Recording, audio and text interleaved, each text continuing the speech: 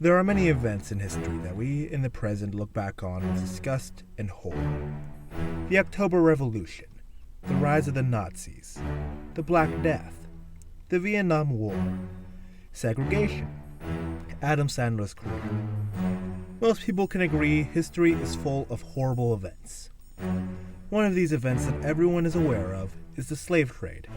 More specifically for us Canadians, the American slave trade, which began around 1619, where slaves were brought from Africa over to American colonies to work slave labor.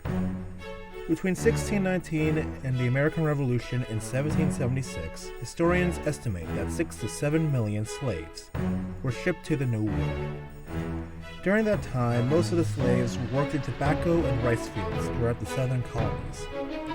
Throughout the years, slavery played a large role in the American economy, more specifically, the southern economy.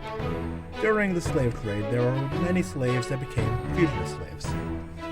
So today, we ask the question, what exactly were fugitive slaves, and why did the South so fervently defend slavery?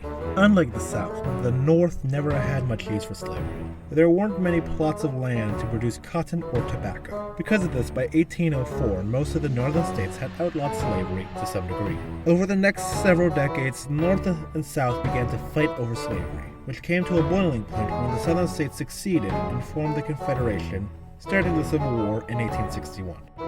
Over the years, slaves from the South would flee their owners and head to states where slavery was ended. One such person was Henry Box Brown, a slave from Virginia who shipped himself in a box from Virginia to Philadelphia, Pennsylvania.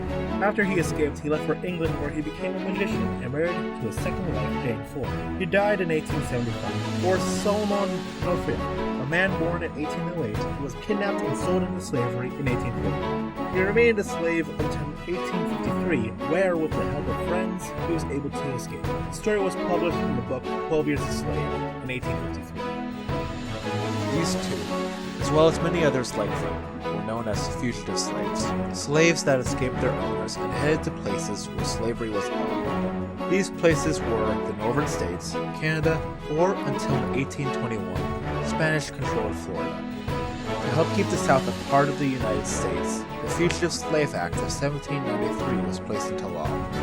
The Fugitive Slave Act gave local governments the power to arrest and return fugitive slaves to their owners, and it imposed penalties on those who helped fugitive slaves. This act faced a large backlash across the country, which led to the creation and passing of the Fugitive Slave Act of 1850. The 1850 Fugitive Slave Act added more provisions regarding fugitive slaves and placed even harsher punishments for aiding fugitive slaves. To make certain the 1850 Slave Act was followed, the act placed the control of individual cases in the hands of the federal commissionaries. Ironically enough, the Fugitive Slave Act of 1850 was met with even more backlash than the 1793 one, and several states like Vermont and Wisconsin passed laws with the intention to bypass the Fugitive Slave Act. Now, with all this in mind, it raises the question, why did the South so fervently defend slavery? The answer? None. The main reason the South defended slavery so hard was because of their economy. Before the Civil War, the South's economy relied largely on slave labor. The South relied heavily on tobacco and cotton, which at the time was a physically intensive job. So instead of hiring people for a livable wage, many tobacco farms would use slave labor to keep costs low and profits high. Cotton production in the 16 and 1700s did exist, but because of how difficult it was to produce it, it was never really seen as a worthwhile endeavor. This is until 1794, when an inventor named Eli Whiteley invented the cotton gin, a machine that would separate the cotton fibers from the seeds, making cotton production much easier and take less time. With the invention of the cotton gin, the demand for cotton grew tenfold.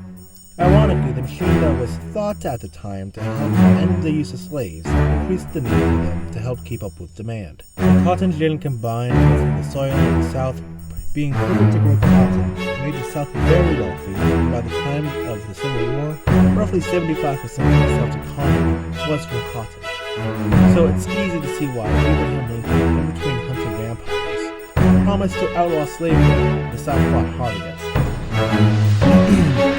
So, in closing, the South fought to keep slavery and keep their economy. sure that the South didn't receive the fugitive slave laws put into place. And throughout the years, fugitive slaves were fleeing to places where slavery was happening.